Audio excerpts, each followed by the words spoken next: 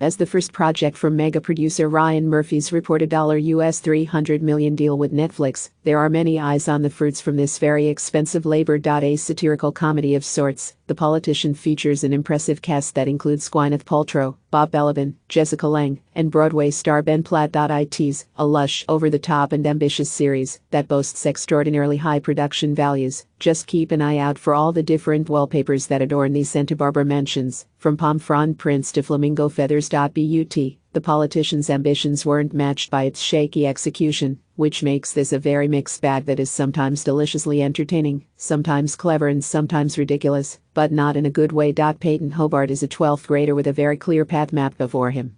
He believes he's destined to be the U.S. president, and he's worked out that involves becoming his school student body president, and then going to Harvard. The adopted son of a cold father, Balaban, and a loving but sad mother, Paltrow, Peyton is supported by a group of friends who are as savvy and calculating as he is determined. Together, they scheme and plot to win the presidency, a contest that these privileged rich kids take as seriously as any real elections. Through this school election, The Politician skewers all the dirty and dehumanizing aspects of any political fight, including picking the running mate, the school's only Haitian kid, or the cancer-ridden Infinity, Zoe Deutsch, or the black lesbian Sky, Ron Jones. These rich white kids are clamoring to make themselves seem the most woke with their choice. While there are definitely smart, chuckle-worthy moments, The Politician's school election doesn't have nearly the same bite or inside as Alexander Payne's 1999 movie Election. The best episode of The Politician is its fifth, a shortened chapter, at 26 minutes, that shifts perspective to a random student at the school, the so-called average swing voter. It follows his experiences on election day, as he's hounded by both campaigns, when all he wants to do is stare at tits, arse and masturbate in peace.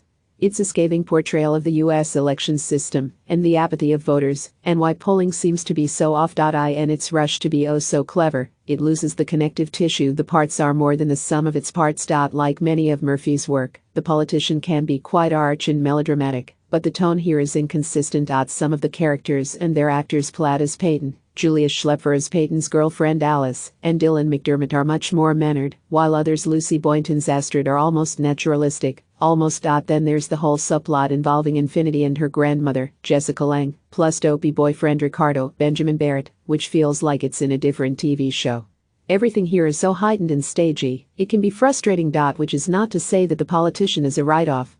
It's still amiable and amusing enough for an easy enough binge.